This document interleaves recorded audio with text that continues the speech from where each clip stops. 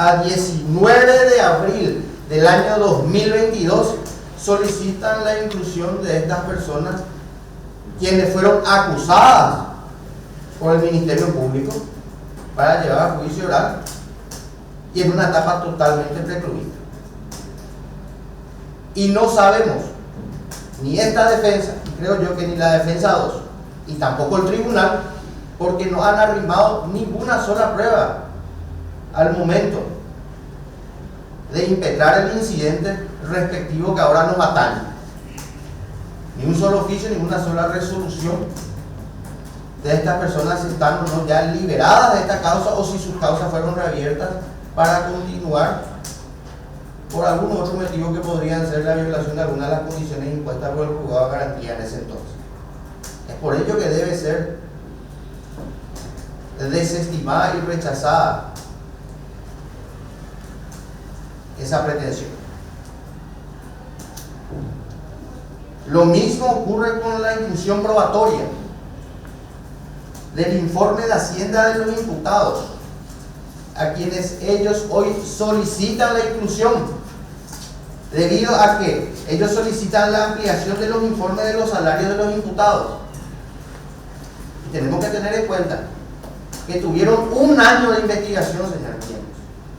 Tuvieron los primeros 6 meses de investigación, solicitaron prórroga extraordinaria por otros 6 meses y en un año no pudieron colectar, bajo el pretexto de que supuestamente todavía se estaría cometiendo el hecho punible de lesión de confianza.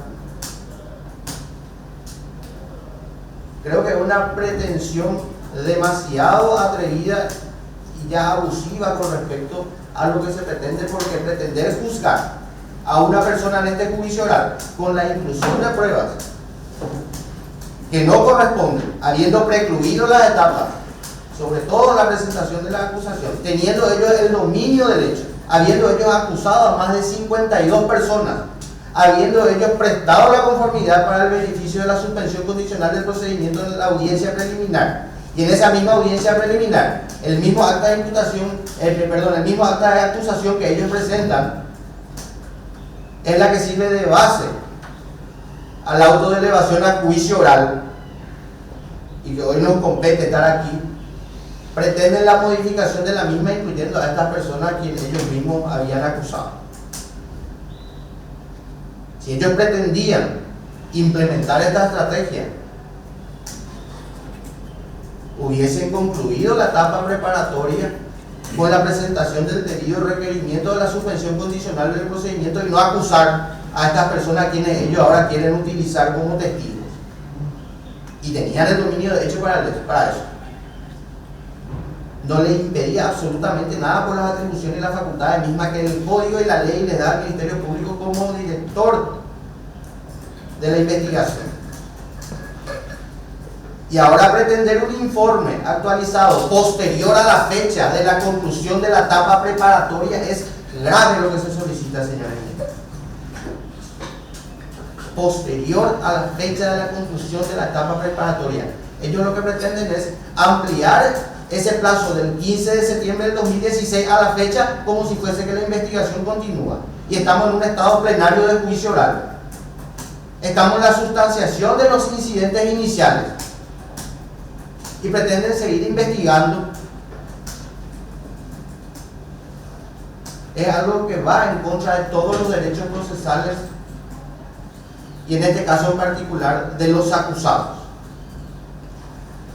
Es por ello, su señoría, que solicito que se rechace también el segundo incidente,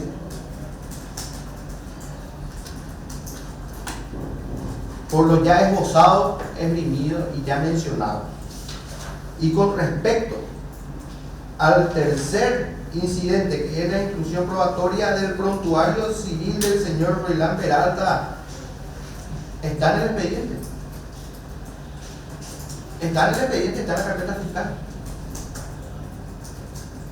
En todo caso, si es que hay una prueba que fue autorizada en su momento y que no haya sido diligenciada, que solicite el debido diligenciamiento pero pruebas que ya hay y que están arrimadas en la carpeta fiscal y en el expediente y solicitar una actualización de ella, sería y recurriría al mismo argumento del incidente segundo, la de pretender seguir estando en un estado investigativo cuando en realidad ya estamos en pleno juicio oral, específicamente en la sustanciación de los incidentes iniciales para dar lugar a los alegatos iniciales, su señoría. Es por ello que solicito, por imperio mismo de la ley y por todo lo ya esbozado, el rechazo de los 3 incidentes que presentaron los representantes del Ministerio Público. Ahora sí corresponderá a derecho. Es todo, señores. Muchas gracias, doctor. Seguidamente le podemos trasladar a la defensa número 2 y después también por su orden van a poder tener la oportunidad de plantear los incidentes en los términos del artículo 382 del Código Procesal Penal. Sí, muchas gracias, señoría. Conforme a los incidentes planteados por el Ministerio Público, si bien es cierto, el Código Procesal Penal habilita en esta instancia la proposición o interponer los incidentes, en primer lugar, en relación al incidente número 1, en donde el Ministerio Público pretende incluir en esta fase a testigos que nunca fueron mencionados en la etapa preparatoria, tampoco fueron ofrecidos como prueba a la acusación respectiva por parte del Ministerio Público. Vale decir que es en la etapa correspondiente, la etapa preparatoria, no han sido señalados estas personas como testigos. Y pretender hoy incluir a los mismos va en contravención al ejercicio de la defensa, en el sentido de por ejemplo, que podrían los mismos exponer ante este tribunal.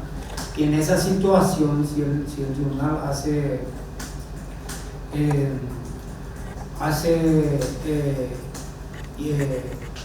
lugar al pedido, cómo la defensa podría defenderse ante una situación o ante una exposición que cualquiera de esos testigos podrían declarar ante este tribunal. Entonces, esta defensa tiene que ser violatorio al ejercicio de la defensa, tanto material como técnica, incluir esas personas como testigos en esta etapa procesal. La misma cosa con el segundo incidente, ¿verdad? Que también entiendo no corresponde y mucho menos corresponde a esta defensa señalar esa cuestión, porque básicamente hace al ejercicio de la defensa uno con relación al señor Roldán Peralta. En cuanto a en ambos casos pido obviamente el rechazo por parte del tribunal por no corresponder en el derecho. En cuanto al tercer incidente que habla del pedido de un informe, entiendo que el tribunal tiene esa potestad de solicitar ya sea los antecedentes policiales y judiciales para en su debido momento dictar algún tipo de sentencia si correspondiere el derecho. Nada más. Muchas gracias, doctor. Seguidamente, defensa 1, están sus palabras a fin de exponer si es que cuenta con incidentes que plantear en este estadio procesal. Sí, señoría.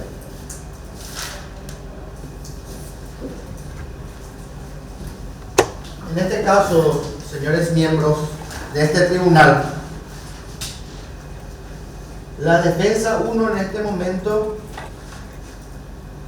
deduce o impetra el incidente de prescripción con respecto al hecho punible de inducción al cobro indebido de honorarios, según el artículo 358 del Código Penal, como así también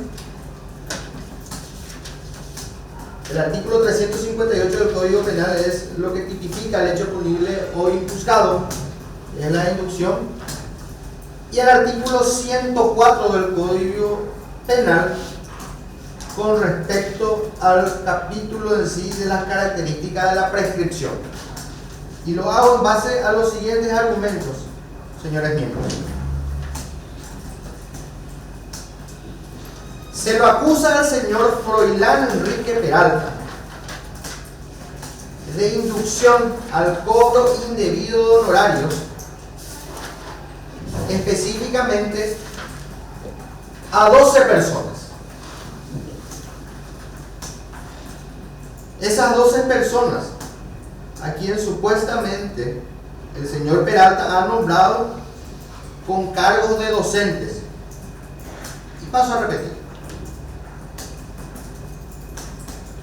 Tatiana Rucco-Griolo, Evelyn María Caballero, María Esther Villagra, Jessica Estigarribia, Jorge Arnaldo Jiménez, Gladys Esther Izquierdo, Mauricio Manuel Miranda, Jesús María Roa y Lisa Karina Lugo, ya que supuestamente, según el Ministerio Público, ninguna de estas personas no contaban al momento de su nombramiento con un título académico,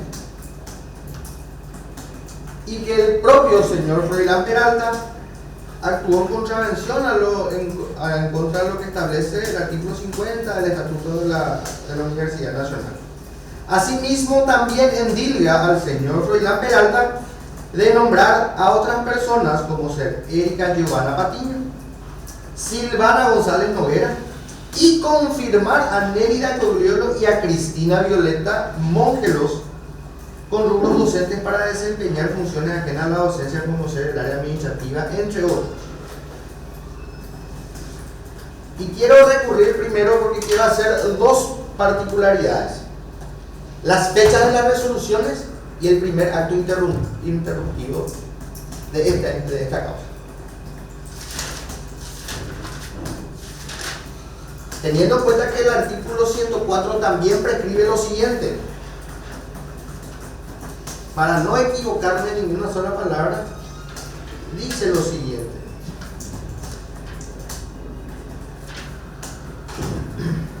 artículo 104, interrupción. Inciso segundo: después de cada interrupción la prescripción correrá de nuevo. Sin embargo, operará la prescripción independientemente de las interrupciones una vez transcurrido el doble del plazo de la prescripción.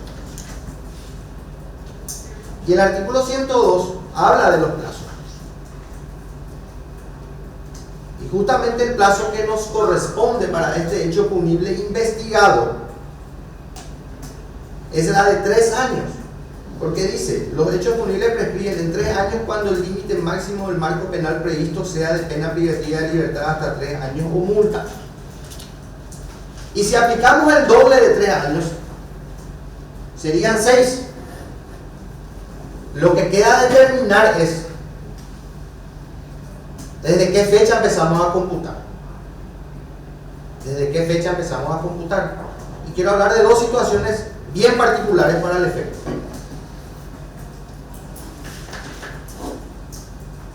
La primera persona a quien supuestamente el señor Peralta indujo a cobrar de manera indebida o de manera irregular es a la señora Tatiana María Rucco-Griolo Izquierdo, nombrada técnica especializada el 1 de marzo del 2012, nombrada posteriormente secretaria de gabinete del rectorado, un cargo de confianza facultativo del rector, nombrada el 24 de julio del 2014. Y estamos hablando del acto y del verbo nombrar, porque el verbo rector de este hecho punible es el acto administrativo de nombramiento, y no lo digo yo, lo dice la propia Fiscalía en su acusación, y esa acusación sirvió de reflejo y base para la autoelevación a juicio oral. El verbo nombrar. Es decir, en el 2013 y 2014, esta señorita Tatiana Ruth María, señorita o señora, no lo sé, fue nombrada como auxiliar, supuestamente es auxiliar de enseñanza en el Consejo Directivo de la Facultad de Ciencias Veterinarias. Es decir, tuvo un primer nombramiento el 1 de marzo del 2012, un segundo nombramiento como secretaria de gabinete el 24 de julio del 2014, y también en ese 2014, supuestamente, anterior a ser nombrada secretaria de gabinete, fue nombrada como auxiliar de enseñanza, 2014.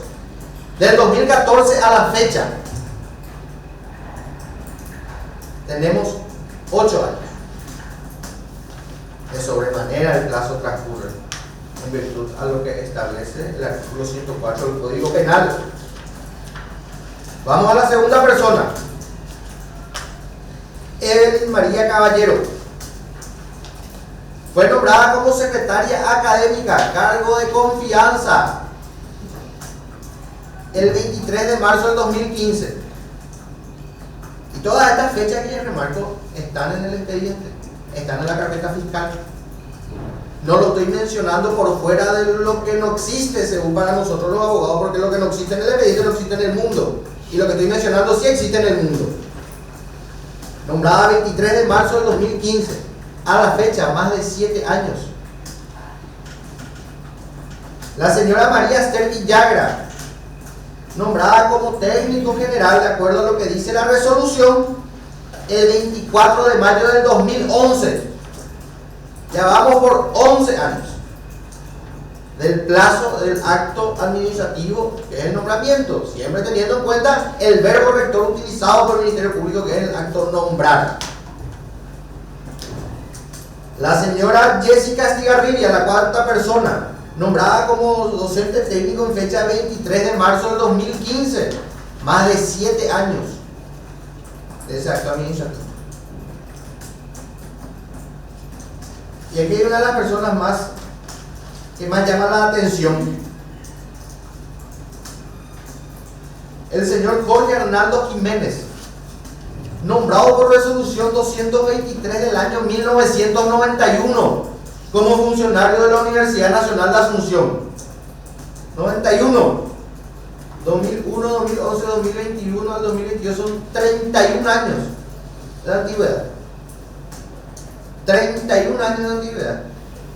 Y fue procesado, imputado y hasta fue a la penitenciaría, fue a la cárcel por 2 meses por el solo hecho de estar imputado y procesado por inducción al cobro indebido de honorarios, a quienes supuestamente el señor Peralta indujo a estas personas, porque la imputación o la ampliación de la imputación por lesión de confianza se vino después, porque la imputación inicial, tenemos que aclarar, fue por inducción al cobro indebido de honorarios.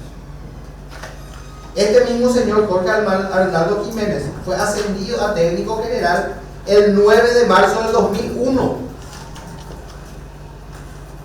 2001, 2011, 2021, 21 años hace.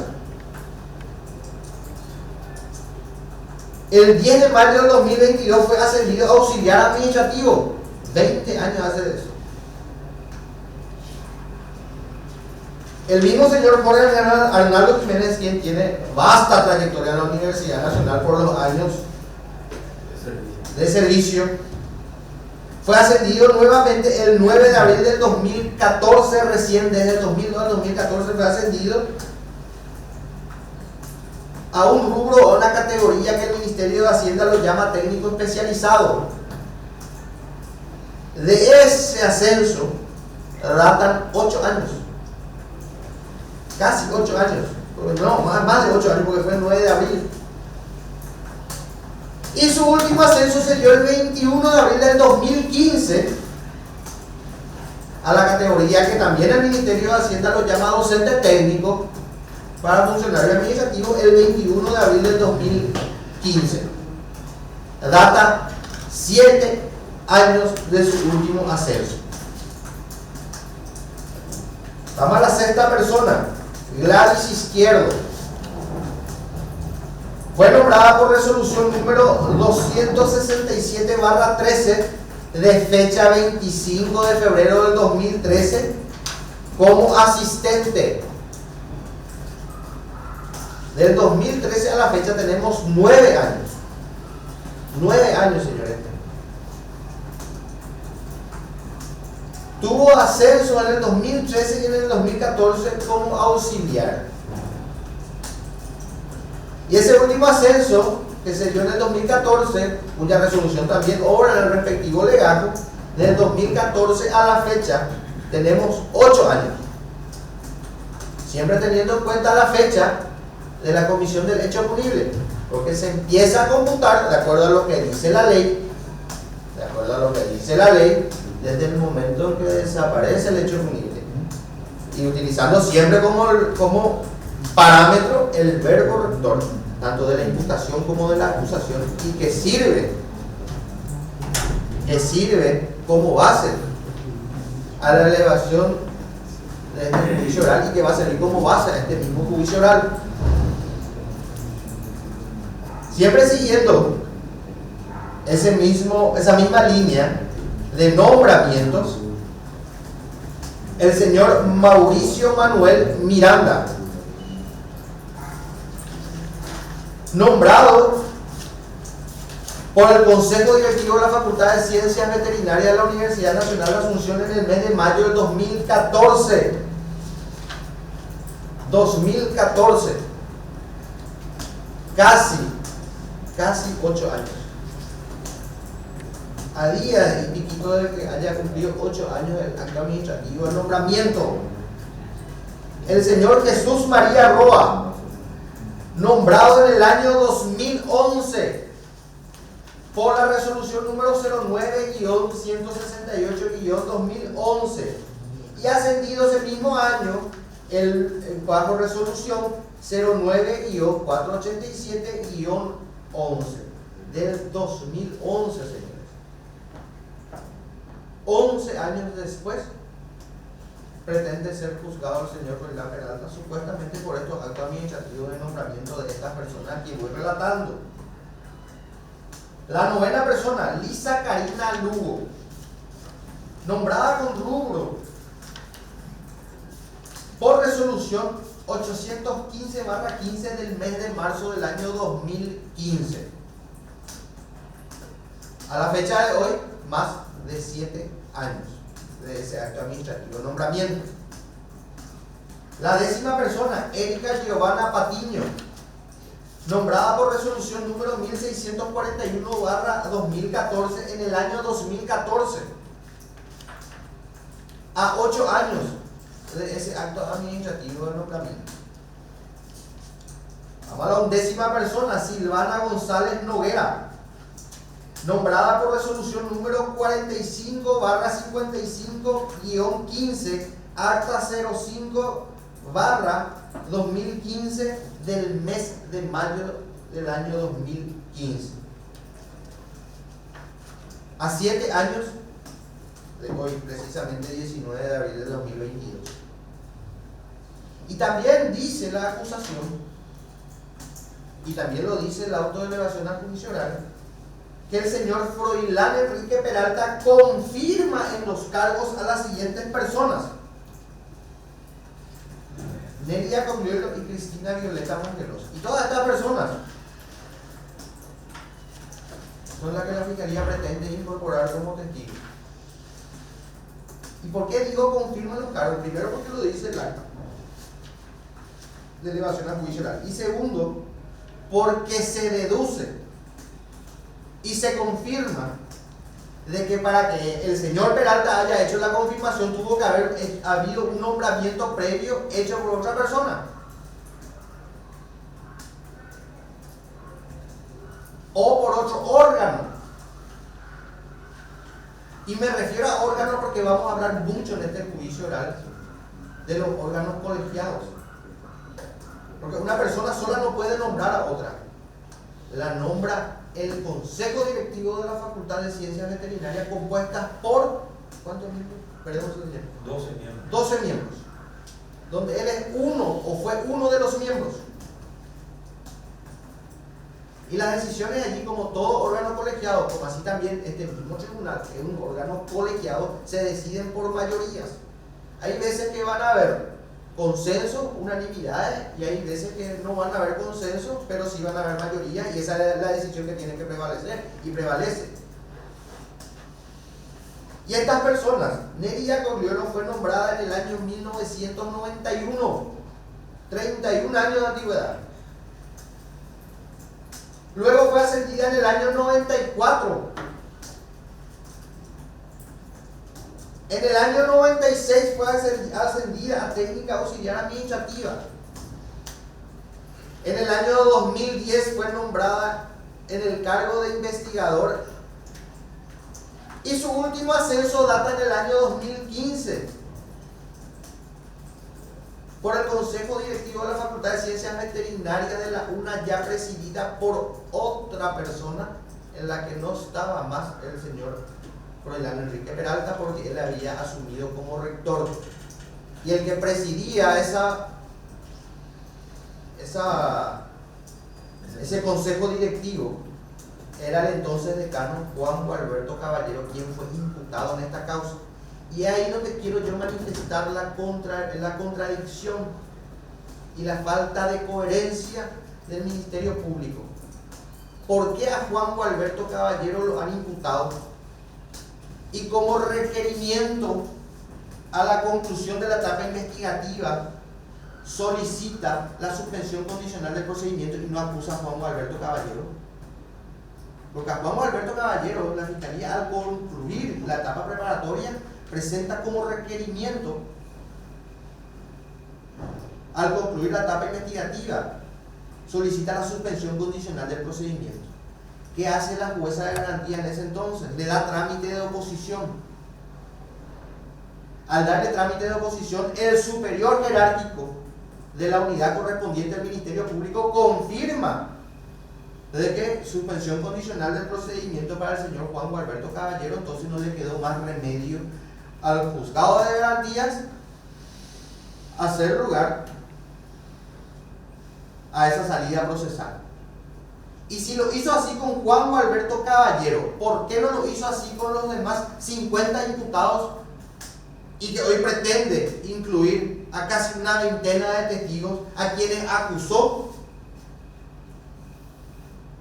en su requerimiento, en la conclusión final? Y el requerimiento era elevación a juicio oral.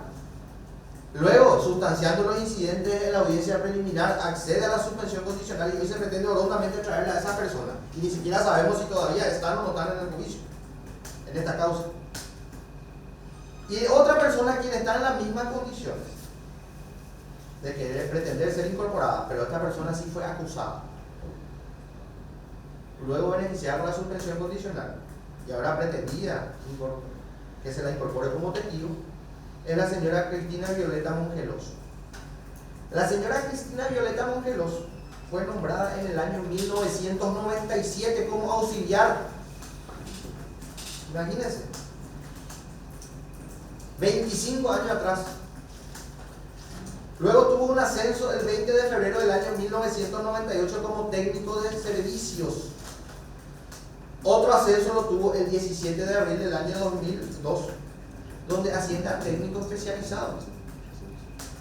En el año 2004, específicamente el 14 de mayo del 2004, asciende a la categoría G01 mediante resolución 1498/2004.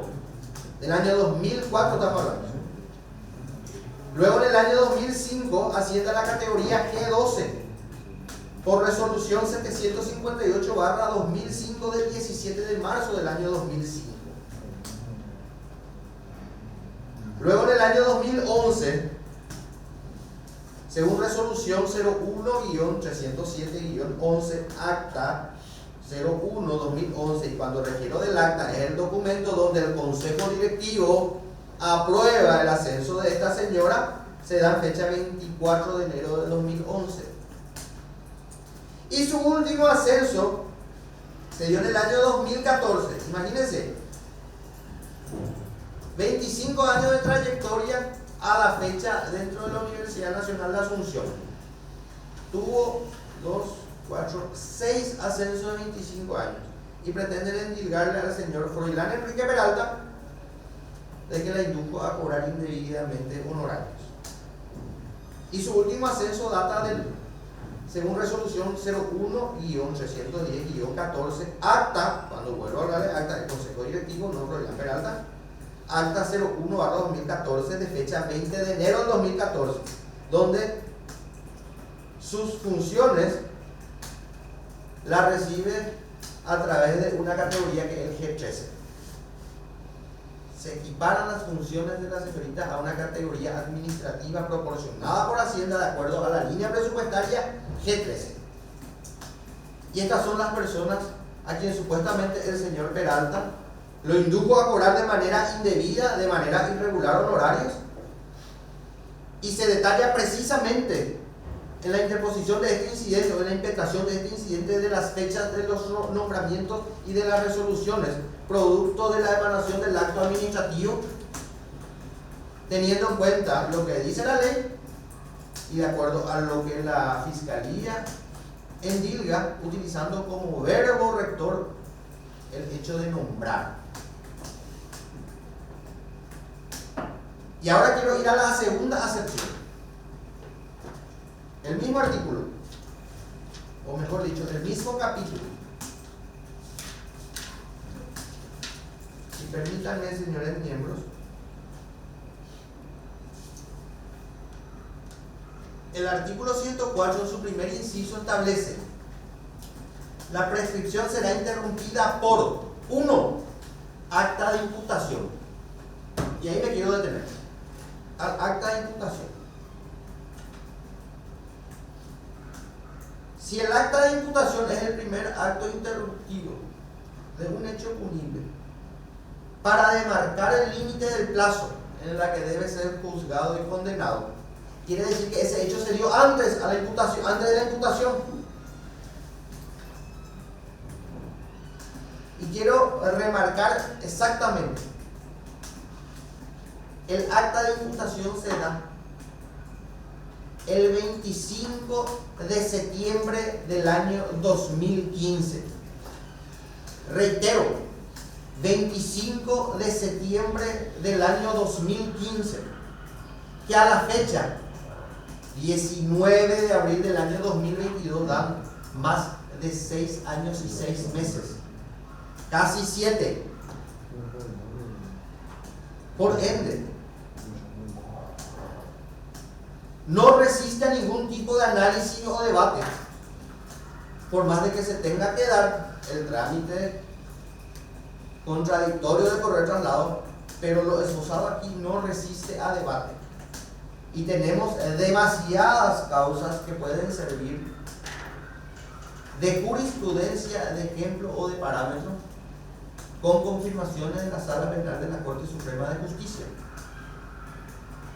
Y voy a citar uno solo, que fue tan igual, más o menor en cuanto a lo mediático que fue esta causa, en la que sí se aplicó estos artículos recién mencionados.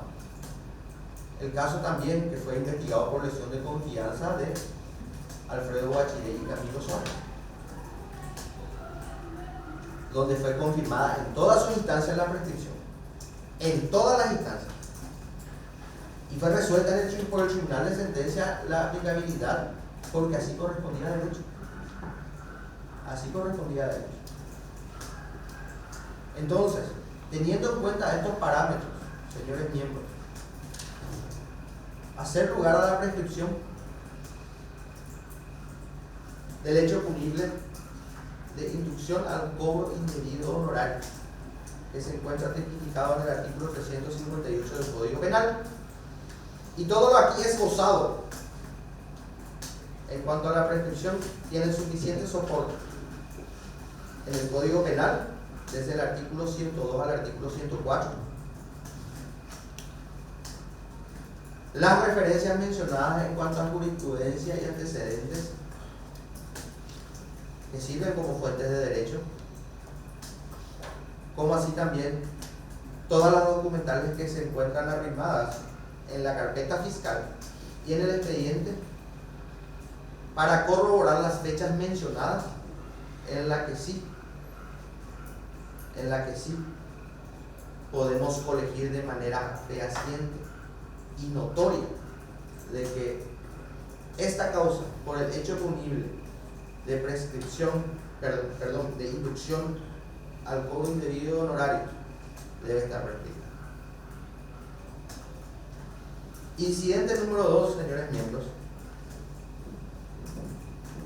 Incidente de nulidad del auto de elevación a juicio oral en base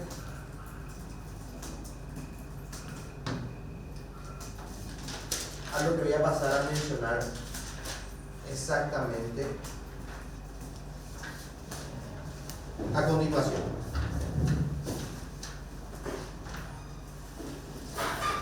Se menciona que el perjuicio al Estado paraguayo, específicamente al presupuesto de la Universidad Nacional de Asunción, que sirve de base para que hoy el señor Froilán Enrique Peralta esté acusado por lesión de confianza, se da en base a estos parámetros. Supuestamente la señora Tatiana Ruth Cogliolo ha percibido de manera irregular, fue imputada, fue investigada, fue acusada y luego beneficiada por una suspensión condicional del procedimiento, y que hoy pretende ser incorporada como testigo, ha perjudicado la suma de guaraníes 135.088.249 guaraníes.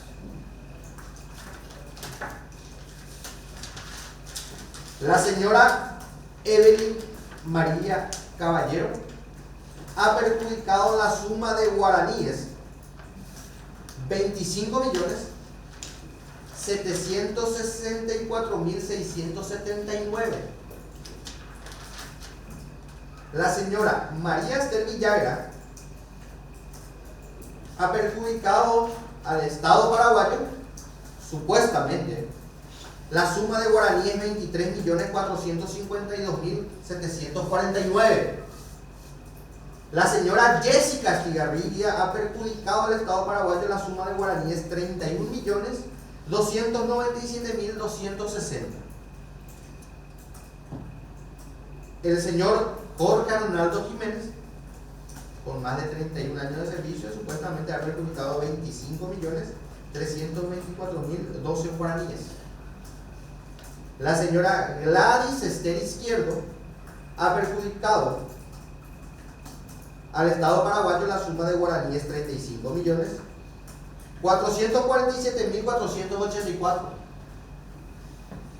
El señor Manuel Mauricio Miranda ha perjudicado supuestamente al Estado paraguayo la suma de 46.004.408.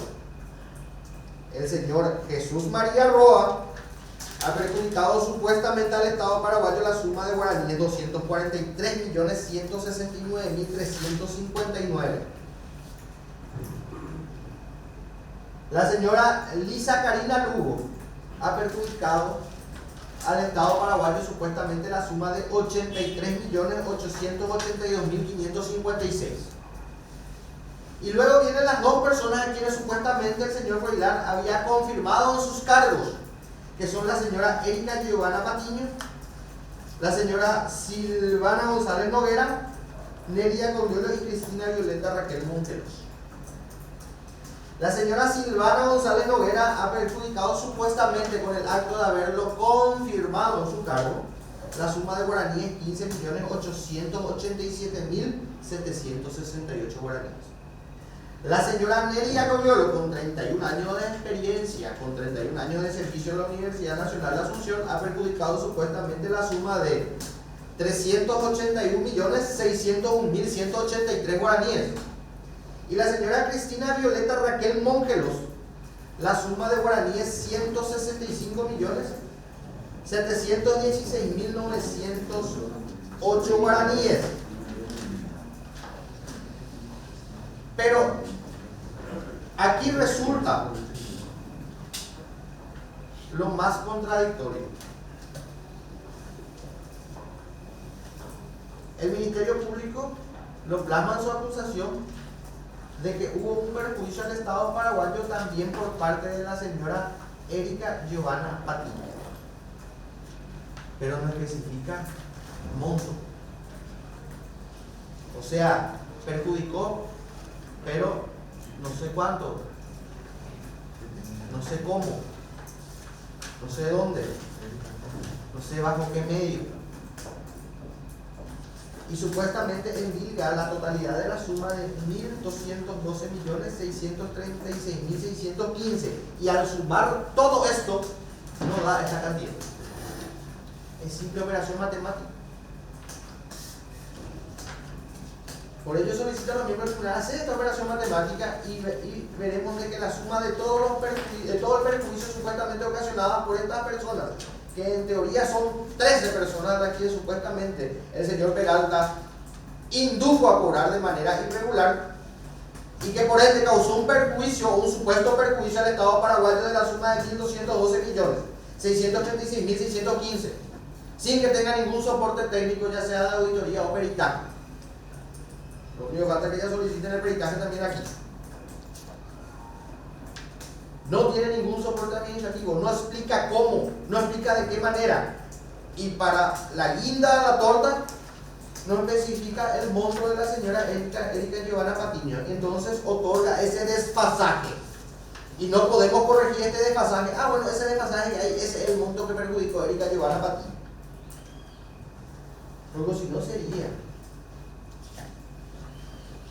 un acto tan formal e importante, tan formal y tan importante como este juicio oral, que va a decidir el futuro de dos personas, del señor Froilán Peralta y de la acusada de la defensa número 2, a que probablemente el Ministerio Público después de esto solicite la pena privativa de libertad y por ende cárcel. Pero sin embargo, con una acusación que no tiene las formalidades requeridas por la ley, no especifica el monto, no tiene un sustento científico, no especifica la manera, no especifica la modalidad, no especifica exactamente de qué manera lo hicieron. Y causa una enorme indefensión, porque ¿cómo yo le voy a defender al señor Peralta del perjuicio que supuestamente causara a la señora Erika Giovanna Patiño si no sé cuánto supuestamente mal cobró? ¿Cuánto supuestamente perjudicó al Estado? ¿O vamos a realizar nomás ya la inversión ahora, que nosotros seamos los que tengamos que probar y ellos endilgan nomás como tengan que endilgar con tal de dar satisfacción, quién sabe a qué? Digamos que a la presión mediática o a la presión social que pudiera haber habido en su momento. Pero lo que sí tenemos que estar exógenos en este juicio es a todo tipo de presión foránea que se pueda tener y que realicemos un juzgamiento en base a lo que objetivamente tenemos en el expediente, y lo que no tenemos no existe. Y si lo que no tenemos no existe representa una falta de cumplimiento a las formalidades que requiere la ley para llevar adelante a un juicio oral, teniendo en cuenta el principio horizontal de control en las diferentes instancias, corresponde anular la acusación y por ende el acta de elevación a juicio oral, por así corresponder a derecho. Es por ello, señores miembros, que habiendo esgrimido y esbozado estos dos incidentes, solicito a vuestras señorías hacer lugar al incidente de prescripción, que es el incidente número 1 de la defensa 1, y hacer lugar al incidente de nulidad del auto de elevación a juicio oral, que es el incidente número 2. Es todo, señores miembros. Muchas gracias, doctor. Defensa 2, ¿va a plantear incidente? Sí, señoría. De paso, sí contesta los incidentes planteados por la defensa 1 y seguidamente pasa a exponer. a fin de correr a todas las partes. Sí, o sea, con relación al incidente planteado por la defensa 1, Sí. señora, yo no tengo nada que agregar con relación a eso, ¿verdad? El ejercicio del derecho por parte de esta defensa no hará uso de eso, entendiendo que compete exclusivamente a la defensa 1, ¿verdad? En ningún momento la defensa 1 señaló algún aspecto en su incidente que hace a los hechos que se le acusa a nivel del día. Por eso se reserva el derecho de contestar esos incidentes, señoría. Sí, y cuenta con incidentes por una Sí, esta defensa número 2 plantea los siguientes incidentes. En primer lugar, y en base al artículo 136 del Código Procesal Penal, esta defensa técnica plantea la extinción de la acción con respecto a la acusación hecha por el Ministerio Público con relación a defender a la señora María del Carmen Martínez. En ese sentido, es importante señalar que el artículo 136 del Código Procesal Penal dice y habla de la duración máxima del procedimiento e indica que toda persona tiene derecho a una resolución judicial definitiva en un plazo razonable, y todo procedimiento tendrá una duración máxima de 4 años. En ese sentido, es importante señalar a este tribunal que la presente causa con relación a la señora María del Carmen Martínez se inició primeramente con las investigaciones preliminares. Posteriormente, la misma fue imputada en fecha 3 de noviembre del 2015, donde obviamente tenemos el inicio del plazo para conocer la duración del procedimiento y señalar si realmente se puede dar o no la extinción. Es importante señalar a este tribunal que fecha 3 de febrero del 2016, esto ahora afoca 1642 1643, el Juzgado Penal de Garantías en su momento ha declarado la rebeldía de la señora María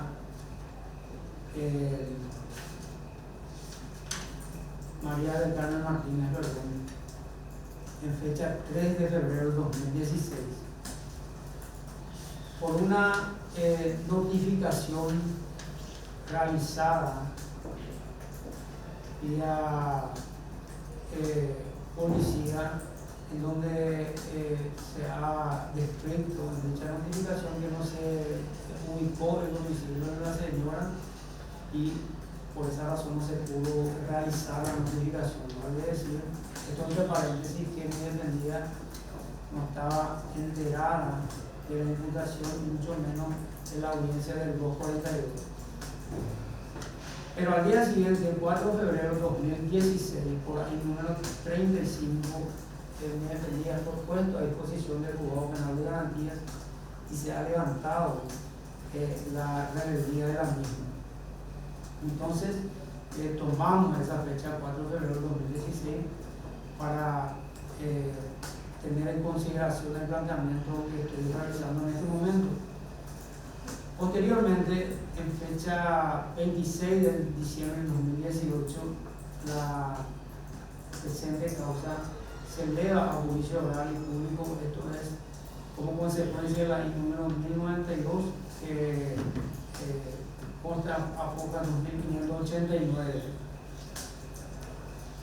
También es importante señalar en este punto que la anterior defensa de la señora María del Carmen apeló la elevación del juicio oral y público. Esto lo hizo en fecha 4 de enero de 2019. Este hecho consta por la 2905-2908 del expediente principal. En fecha 7 de enero de 2019, el juez de garantía corre traslado al Ministerio Público de la apelación general interpuesto por la defensa en aquella oportunidad. El Ministerio Público contesta esta apelación general en fecha 13 de enero de 2019. Esto consta fojas 2009-16, 2009-18.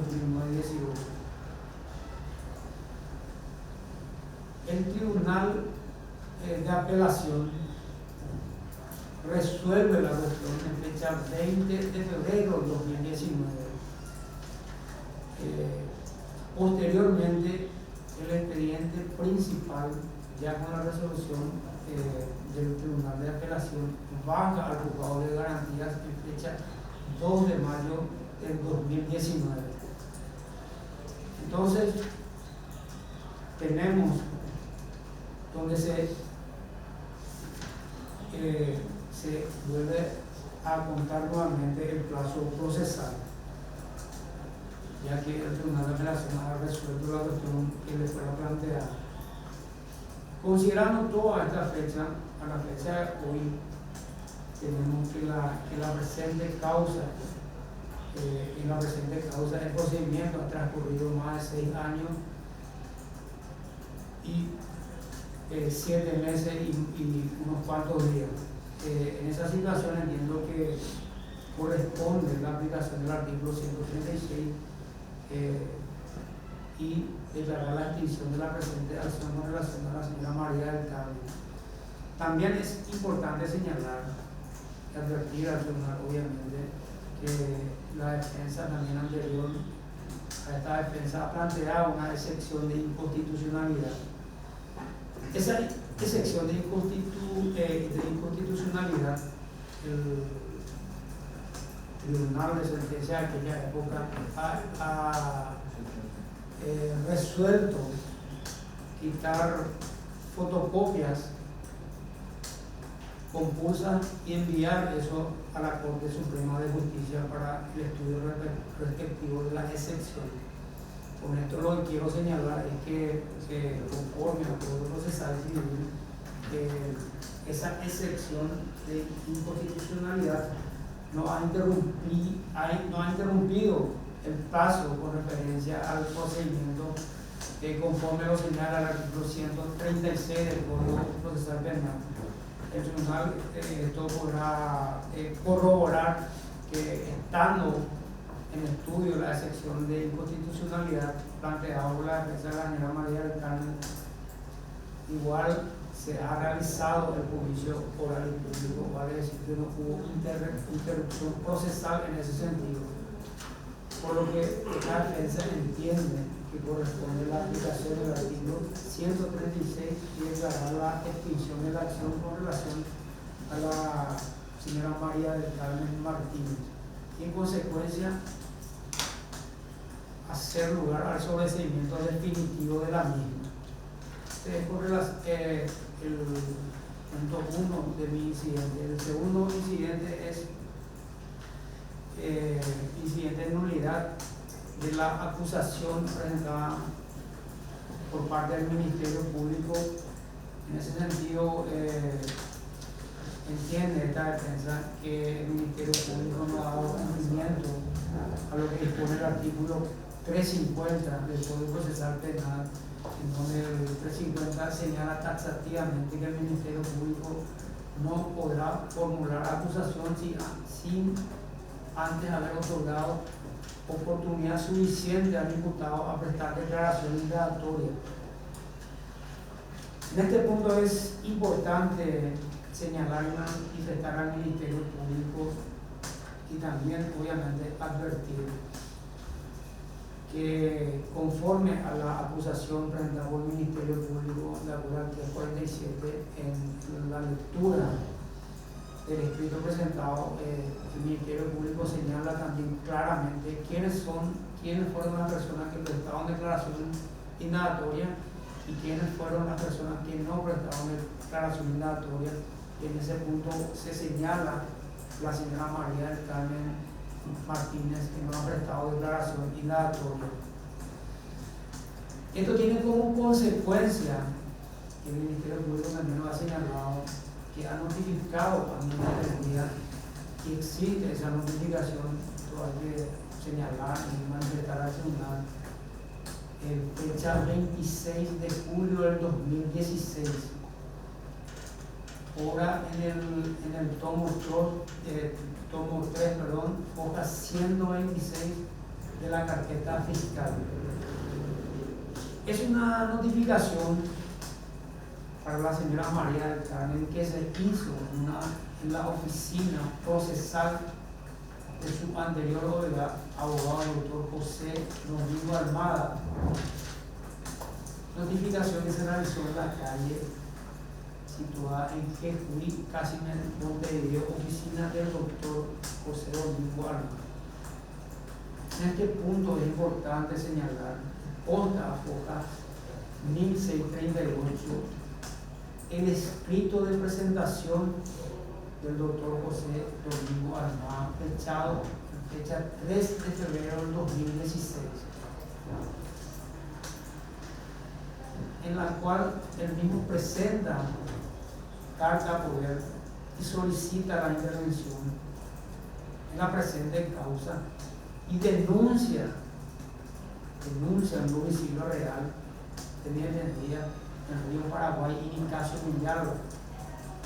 Es más, especifica más, tercera casa de color amarillo, a una cuadra y media de la avenida Mariscal López, entre el edificio Cuartier Las Marías y el Shopping Pinedo, barrio Laguna Grande, zona norte de la ciudad de Fernando de la Mora.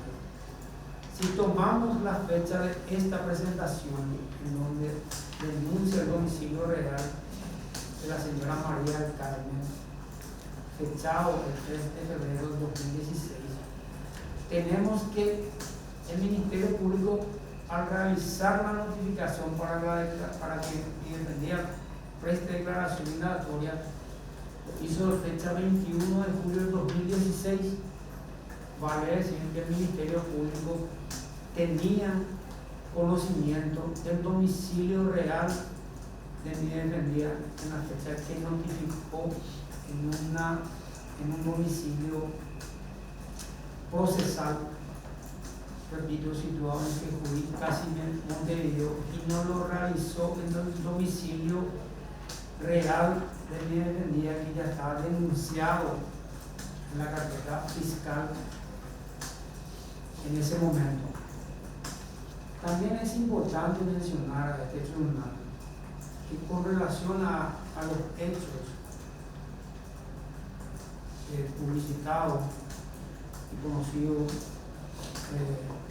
por todo con relación al señor Fernán Peralta y Minería María del Carmen Martínez, a la misma se le ha abierto otra causa en el juzgado Garantía de Lucro de San Lorenzo. Dicho expediente, el expediente número 8438 del 2015, el cual solicito al tribunal Miguel Lavista y ofrezco como prueba, y la causa se le abrió por el hecho punible de hurto. En esa causa, por ahí número 247 de fecha 26 de septiembre del 2015, el juez penal de garantía Leonor Ledesma dictó prisión preventiva en primer lugar. Posteriormente, en fecha 26 de febrero del 2016, en el juzgado penal de garantía del doctor Gustavo Boeda, secretaría Rodrigo Noguera Núñez, se dispuso el arresto domiciliario de Minería. Dicha medida cautelar lo debía cumplir en la residencia de la misma, sitio en Azteca y Nicasio Villalba, zona norte, Laguna Grande, de la ciudad de Fernando de la Mora. El mismo domicilio que fue denunciado por el abogado Almada ya en fecha 3 de febrero del 2016.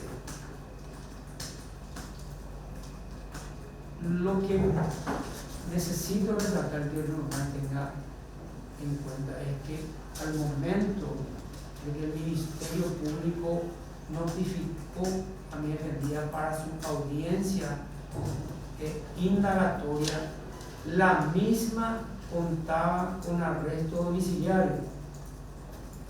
O sea, el Ministerio Público le notifica en un domicilio procesal, pero consecuentemente ella ya tenía denunciado su domicilio real, que a su vez en la fecha en que fue notificada para prestar declaración indagatoria, la misma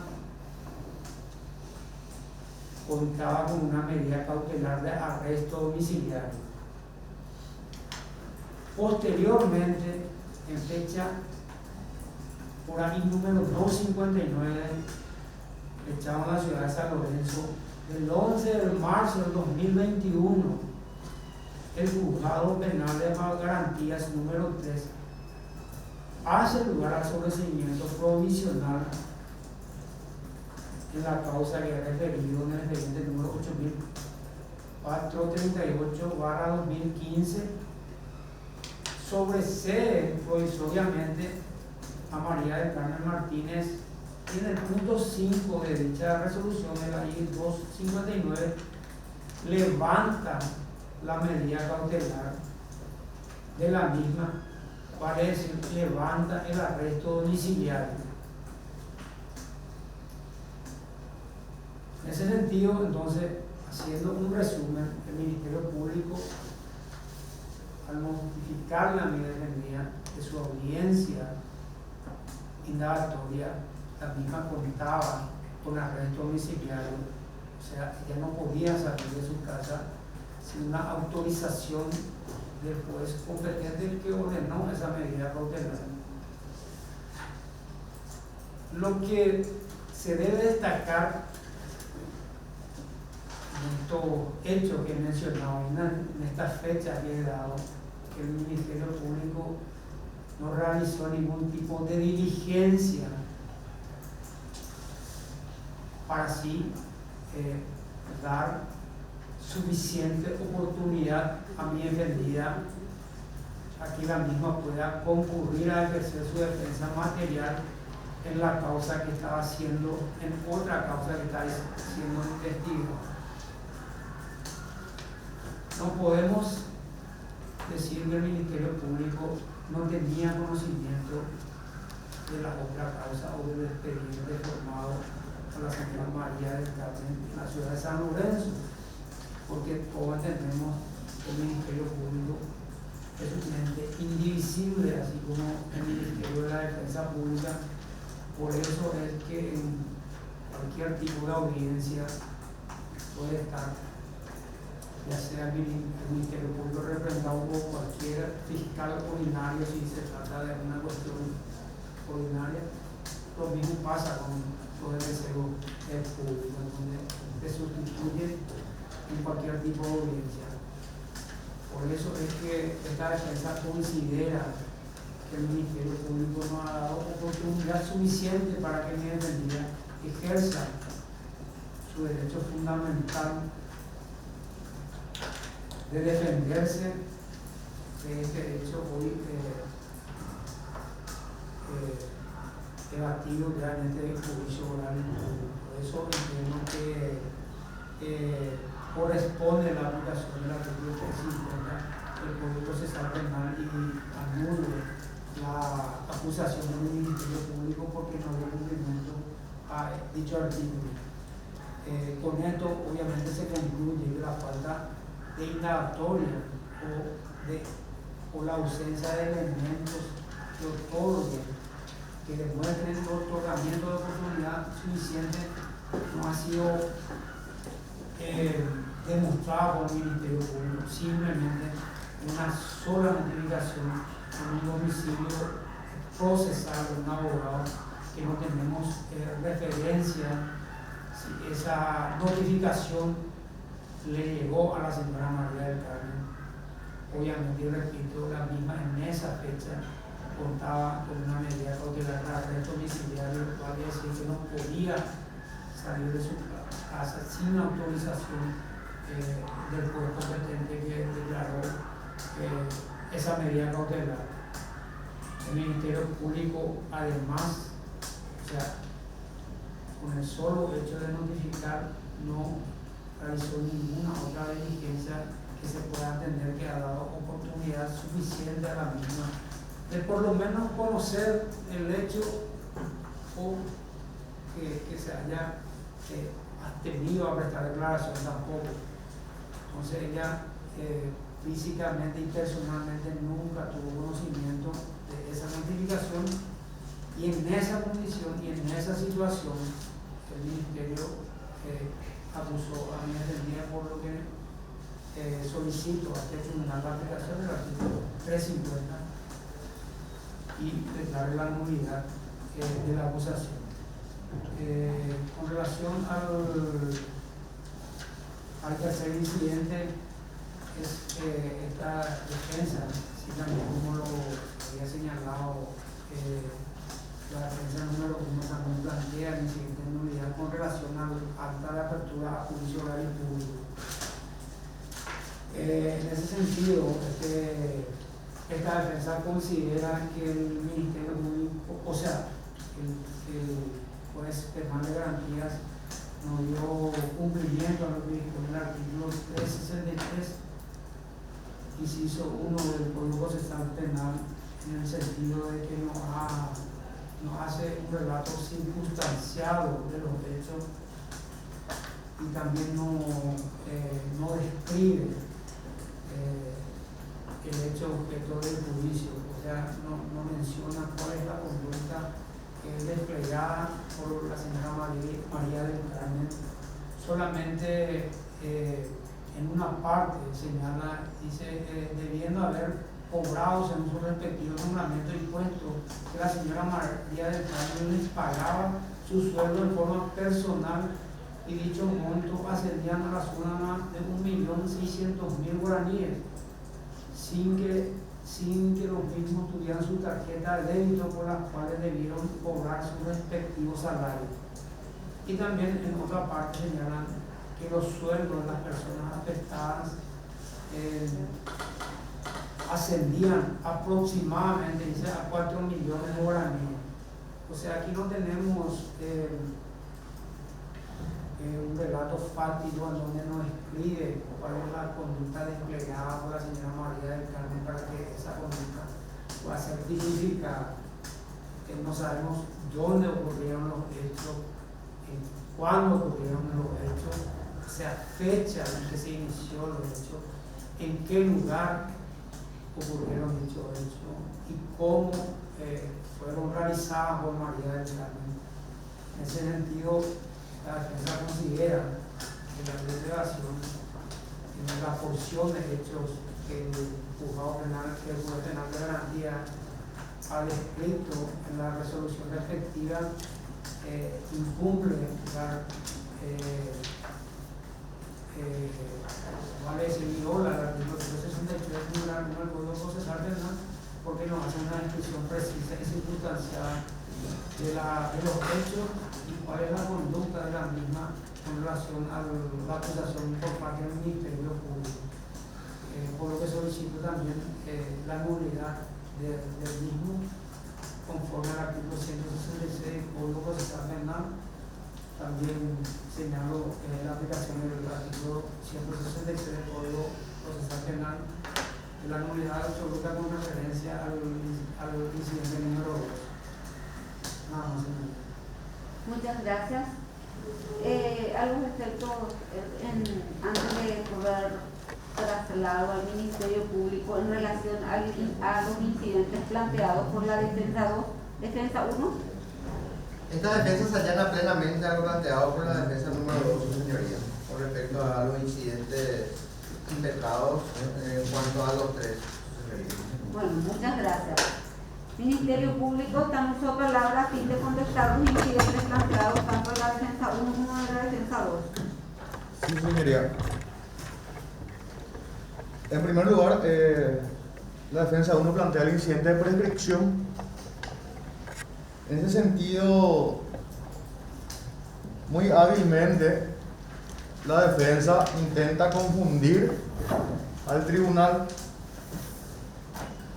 puesto que pretende la prescripción de un tipo penal, que es el tipo penal de inducción, cuando que en realidad lo que prescriben son los hechos con relevancia penal.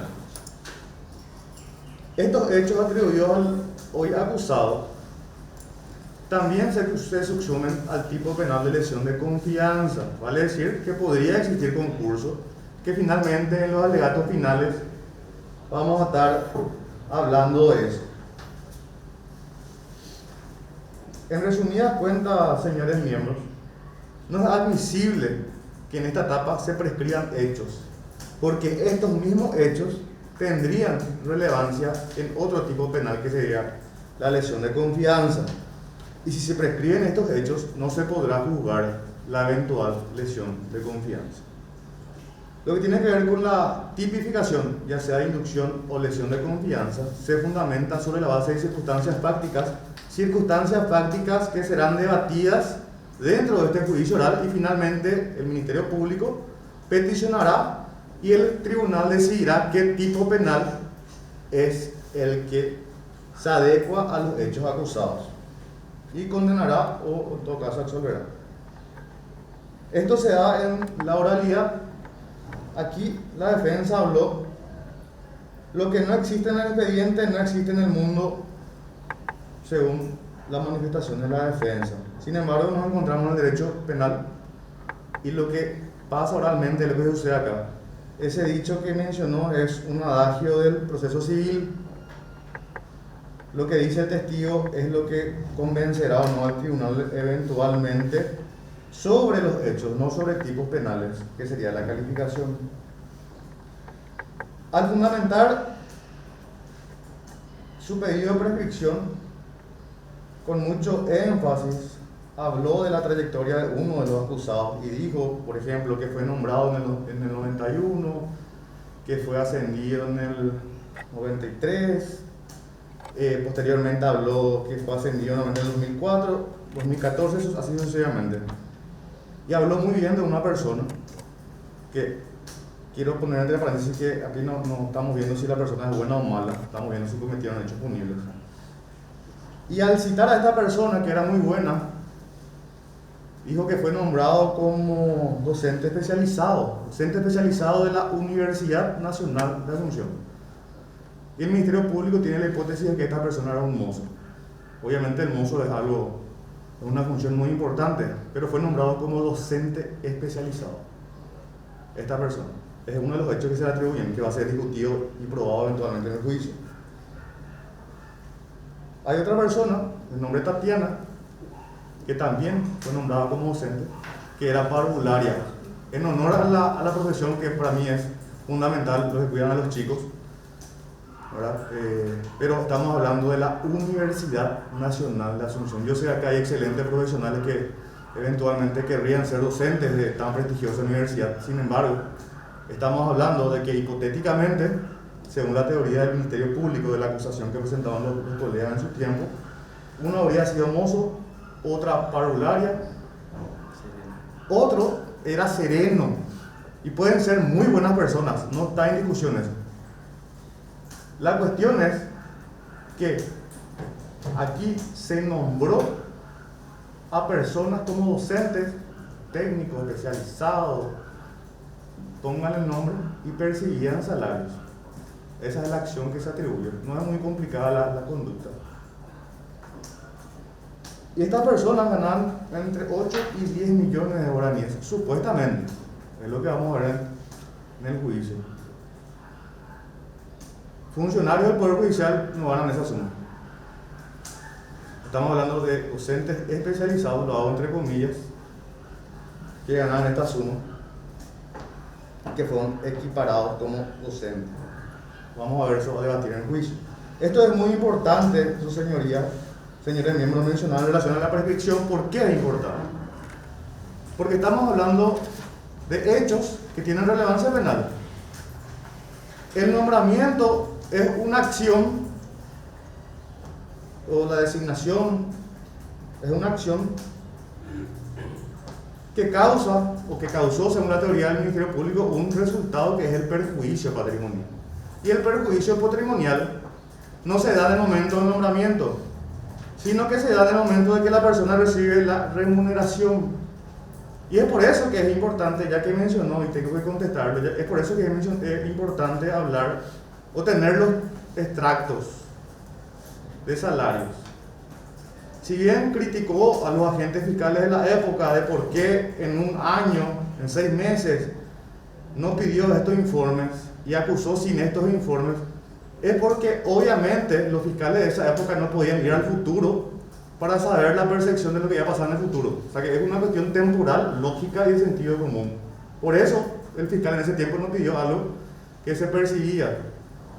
Y todo esto es importante, reitero, porque estamos hablando de la prescripción de los hechos y no es posible prescribir hechos en esta etapa, porque se deben discutir los hechos que están detallados en la acusación y en el auto de apertura, para posteriormente dar la tipificación que corresponde.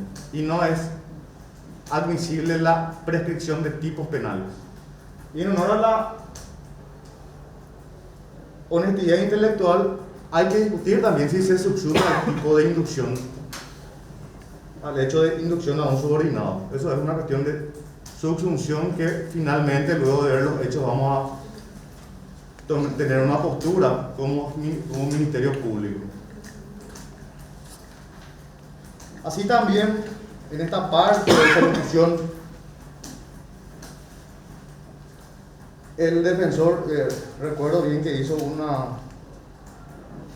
un énfasis y habló de por qué se le dio la suspensión a Gualberto Caballero y no se le dio la suspensión al acusado, al hoy enjuiciado. Y obviamente porque se le da una salida procesal que admite el procedimiento, ¿verdad? Y repara el daño. En su momento estas personas habrán admitido el procedimiento, no sé, ¿verdad? Obviamente por eso se le da. Pero un requerimiento fiscal tiene que ver con la admisión de los hechos, y el Ministerio Público no le puede dar una suspensión a una persona que no admite los hechos, porque es un requisito formal, no quiere decir que sea culpable. Y estas personas, porque tengo que contestarlo, sí tuvieron conocimiento de lo que pasó en ese momento, o sea que tienen conocimiento de circunstancias fácticas. En resumen, señores miembros,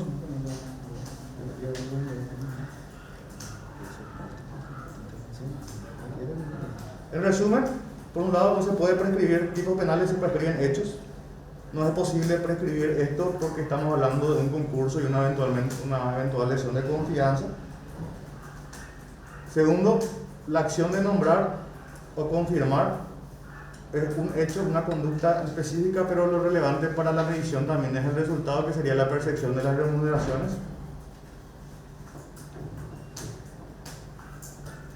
Por lo que esta representación estima, sobre la base de estos argumentos, que se debe rechazar la prescripción, en todo caso, después del abierto el debate, de decidir lo que corresponde en cuanto a esto.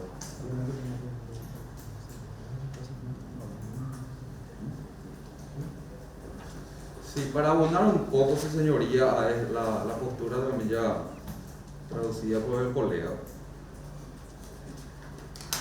Resulta acá oportuno debatir también y plasmar una postura, cual es la del Ministerio Público, que sostiene que en este caso, con muchos otros, pero puntualmente en este caso que nos ocupa, lógicamente, se ha dado una suerte de sucesivas dilaciones, atribuibles todas a los acusados hoy presentes. Puedo hacer una extensa lista de este largo proceso que se inició en el año 2015, a partir de la cual una y otra vez se suspendían las audiencias, principalmente las audiencias preliminares, para llegar a esta instancia, y atribuible en mayor medida a la defensa, al acusado Froilán Peralta. Entonces, para el Ministerio Público es pertinente también acá hacer un análisis de las disposiciones del artículo 103 del Código Penal, que habla de los motivos de suspensión de los plazos de prescripción. habida cuenta que la defensa lo que plantea y pretende es que se haga lugar acá su pretensión de que uno de los tipos penales o de los hechos en realidad acusados se hallaría prescripto. Es así que estas circunstancias objetivamente insuperables nos llevan a que desde 2015 a hoy 2022 estemos expuestos todavía a la no culminación de este proceso, de este largo proceso penal. Se han dado así, a partir de la acusación que se dio el 15 de septiembre de 2016, sucesivas, reitero, pretensiones de realizar audiencias preliminares, una el 22 de noviembre de 2016, 15 de diciembre de 2016, 23 de febrero de 2017, 7 de abril de 2017, 9 de mayo de 2017, 6 de junio de 2017, 20 de junio de 2017, 20 de septiembre de 2018, 11 de diciembre de 2018, 26 de diciembre de 2018, que finalmente se realizó la audiencia preliminar. Y los planteamientos también ante la sala primero ante el Tribunal de Alzada por parte de la acusada María del Carmen Martínez, tras su defensa, y las acciones y excepciones planteadas ante la Corte Suprema de Justicia. Se habló acá en un momento, una de las defensas dice en su incidente, y me anticipo un tanto porque todavía no contestamos aparte, que se hallaría interrumpido un plazo ante unas compulsas que se desarrollaron y que se llevaron los originales a la Corte Suprema, se interrumpiría. Claramente el artículo 136 también nos habla de los motivos de suspensión de los plazos, de extinción en este caso. Más en este momento estamos debatiendo el plazo de prescripción. Entonces, esas sucesivas dilaciones, todas atribuibles a la defensa, principalmente del acusado Froilán Peralta, hace que los plazos estén suspendidos por esas circunstancias no atribuibles ni al Ministerio Público, quien en plazo y tiempo y forma ha acusado, ha concurrido a las sucesivas audiencias convocadas por el Poder Judicial, como así también el juzgado de garantías en su oportunidad y los de sentencia que ha intervenido anterior a este, también ha cumplido con los plazos procesales. Entonces, mal se puede castigar al sistema judicial y a la sociedad con una pretensión que totalmente impertinente de que pretende sea declarada la prescripción de uno de los tipos penales, cual es la inducción a un subordinado, a la comisión de hecho punible, en este caso de cobro indebido de honorarios. Entonces, por estos motivos solicitamos sea rechazado este primer incidente de la defensa número 1 ante su notoria improcedencia. El segundo incidente es nulidad del auto de apertura, o sea que sería la nulidad de una resolución judicial. La defensa cita por varios minutos varios perjuicios de montos, números, habla de que Erika no tiene monto y después dice que no es necesario, que le sorprendería que en esta etapa la fiscalía solicite una auditoría de un peritaje. En realidad, o sea que no hay que ser perito para sumar los salarios de un eventual mozo que percibía como docente, una parvularia o un sereno que recibía salario de docente en la Universidad Nacional. Todo eso está dentro de los documentales, todo eso está en el auto de apertura de juicio oral, están los montos. Eso en cuanto a los hechos, es mirar los documentales, sumar, uno va a nada 10, otro va a nada 15, 18, y hacer la suma en cuanto a los hechos que se le atribuye, o sea que no es un conocimiento científico. Eso en cuanto a la argumentación, que no tiene nada que ver con el incidente de nulidad de autoapertura, porque en todo caso lo que tenía que hacer es decir en qué parte el auto interlocutorio no era claro o no era preciso. Eso dice el artículo 125 del Código Procesal Penal.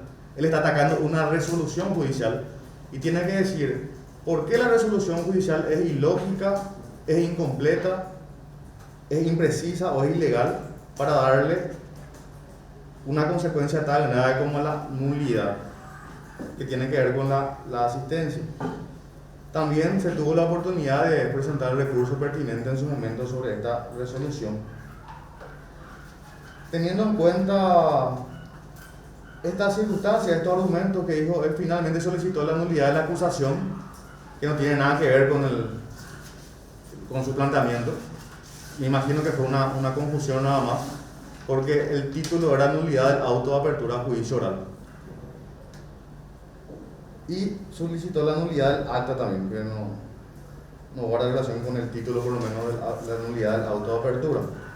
En resumidas cuentas, señores miembros, la defensa no fundamentó por qué la resolución judicial es nula.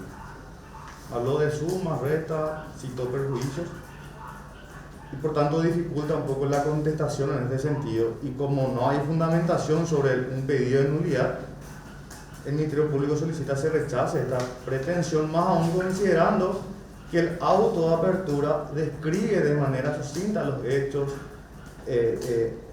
habla de la fundamentación, también están los elementos de prueba, o sea que en ningún momento se ha vulnerado el derecho a la defensa de conocer los hechos que se le atribuyen y cuáles son los elementos que se tienen en su contra.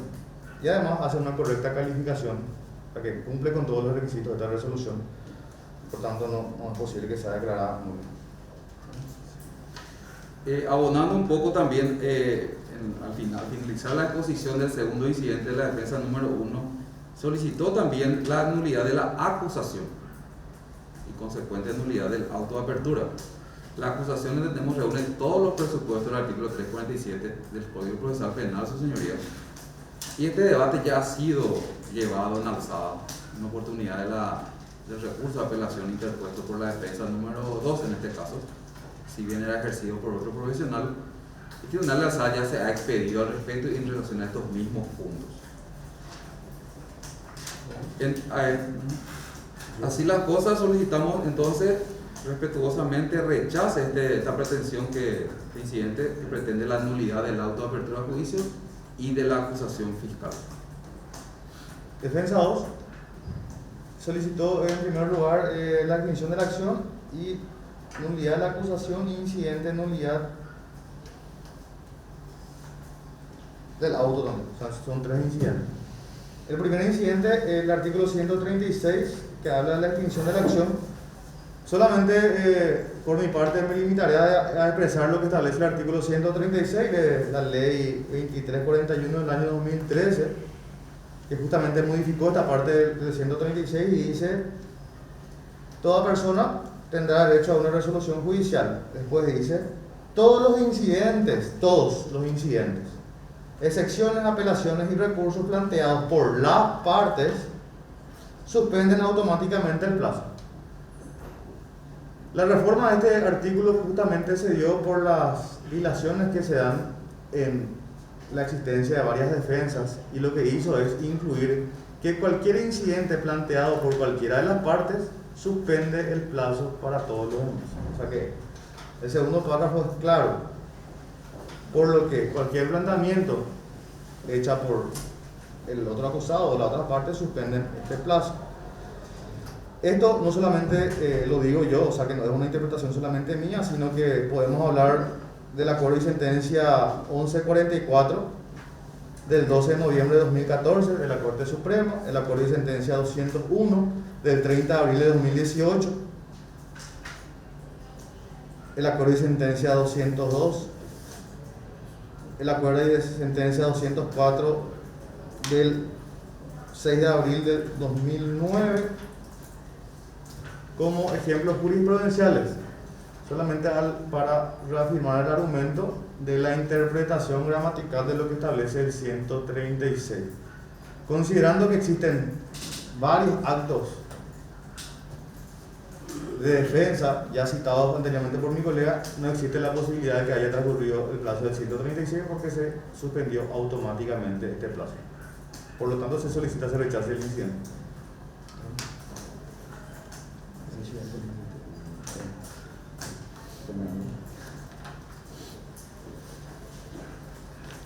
En cuanto al segundo incidente,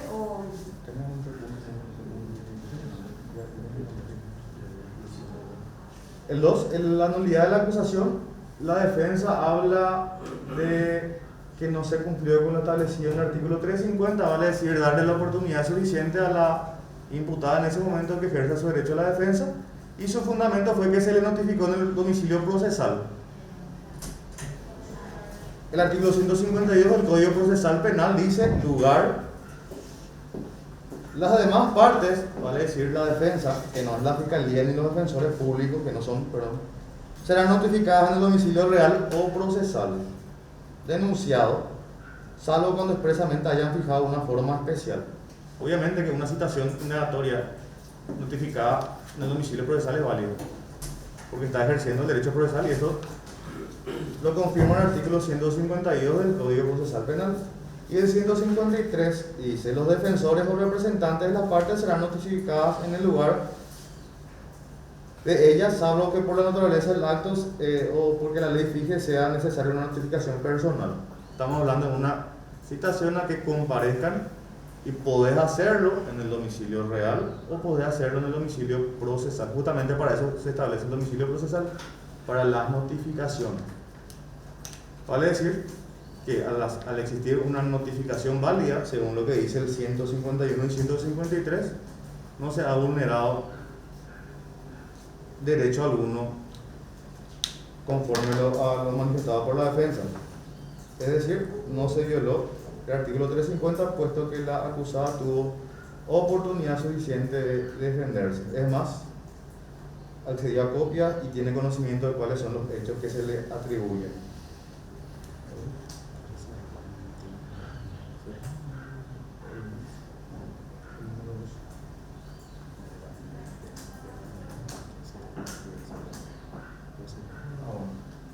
El tercer incidente de nulidad del auto de apertura. La defensa habla de que no hay una descripción de los hechos, vale decir que no tiene conocimiento de qué es lo que se le atribuye. Sin embargo, claramente en el auto de apertura dice que era directora de recursos humanos, primeramente en la Facultad de Ciencias Jurídicas desde el año 2014. Tenía en su cargo una granja particular, y los señores Humelio Darío González, perdón por leer, pero es porque es una queja que hace el auto de apertura, y los señores Humelio y Enrico Cuevas, quienes figuraban como funcionarios de la Facultad de Ciencias Veterinarias, en el caso del primero como auxiliar administrativo y en el caso del segundo con rubro de técnico especializado y profesor, sin contar con la preparación, los sueldos, sin preparación académica y el perfil para acceder a los cargos. Los sueldos a ambos eran, según planilla, 4 millones aproximadamente. Sin embargo, los mismos desconocían los montos que debían haber cobrado según sus respectivos nombramientos, puesto que la señora María del Carmen le pagaba sus sueldos en forma personal, y dichos montos ascendían a la suma de 1.600. Vale decir, la directora de recursos humanos, según la supuesta hipótesis que tenemos, percibía 4 millones según planilla y le entregaba 1.600.000 a estas dos personas, que uno era profesor, pero estaba en una granja. Y esto ocurrió desde el año 2014. Sabemos cuándo, sabemos dónde, estamos hablando de la directora de recursos humanos, sabemos a quiénes le pagaba, sabemos cuánto le pagaba, 4 millones aproximadamente. ¿Cuántos son 4 millones aproximadamente? Son 4 millones aproximadamente.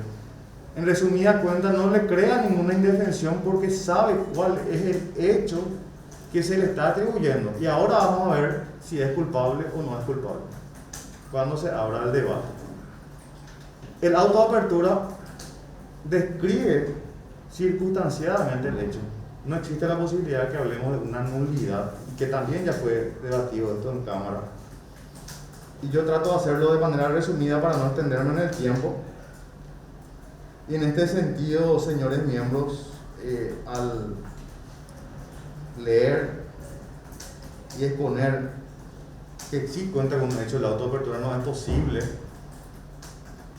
anularlo, porque además cumple con todos los requisitos que ya mencioné en la argumentación previamente sobre la legalidad, está completo, es lógico, etc. Por lo tanto, solicitamos que se rechace este tercer incidente por no corresponder.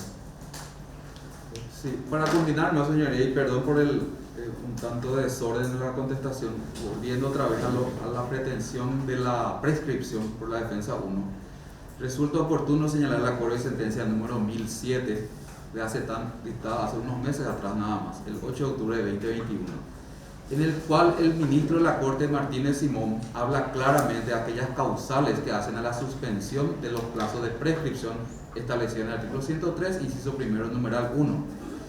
Y expresamente dice, no se puede premiar el comportamiento procesal inadecuado. Y esa es la calificación que damos a la conducta procesal, principalmente de la defensa 1, solicitando en consecuencia una vez más rechace ese incidente que pretende la prescripción de la acción penal. Gracias, señoría. Es todo por parte de la Fiscalía. Bueno.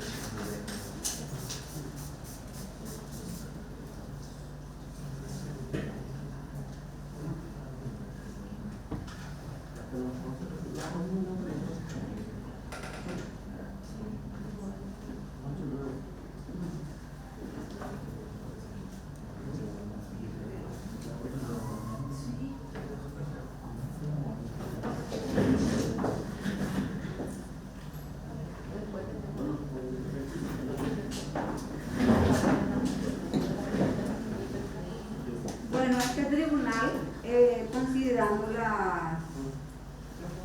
los planteamientos de las partes, tanto del Ministerio Público como de la Defensa 1 y de la Defensa 2, y considerando que recién estamos tomando conocimiento de la presente causa y las partes han mencionado focas y también han mencionado circunstancias que este tribunal ignora, considerando la complejidad de la causa, entonces va a declarar el receso, o sea, pospone su resolución en los términos del artículo 373 del Código Procesal Penal.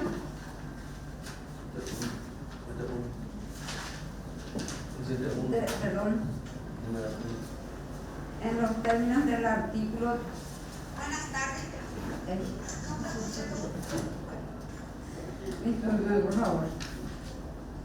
373. 3, 1. El numeral 1. Cuando deba resolverse alguna cuestión incidental que por su naturaleza no pueda decidirse inmediatamente. Entonces, por ese motivo, en los términos del artículo 373, numeral 1, entonces es que este tribunal, en el día de la fecha,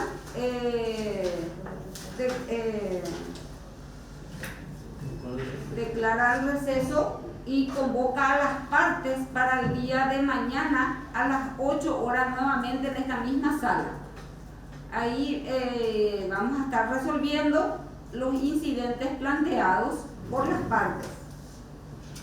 Vamos a estar cotejando justamente todo lo que han mencionado y vamos a estar cotejando efectivamente los extremos enunciados y argumentados por las partes, tanto por el Ministerio Público en cuanto a los incidentes de inclusión que mencionó, y así también la prescripción de la defensa 1 y también de la nulidad del auto de apertura que ha solicitado, y también de la defensa 2 en cuanto a los 3 incidentes que planteó, empezando por el incidente de extinción en los términos del artículo 136, que estaríamos realizando el cómputo pertinente, considerando que es una cuestión también de orden público. Entonces, es por estos argumentos, este tribunal declara en el día de la fecha el receso diario y les convoca nuevamente para el día de mañana a las 8 horas en esta misma sala. Tengan ustedes por el día de hoy feliz resto de jornada. Muchas gracias, Miriam. Quedan debidamente notificados.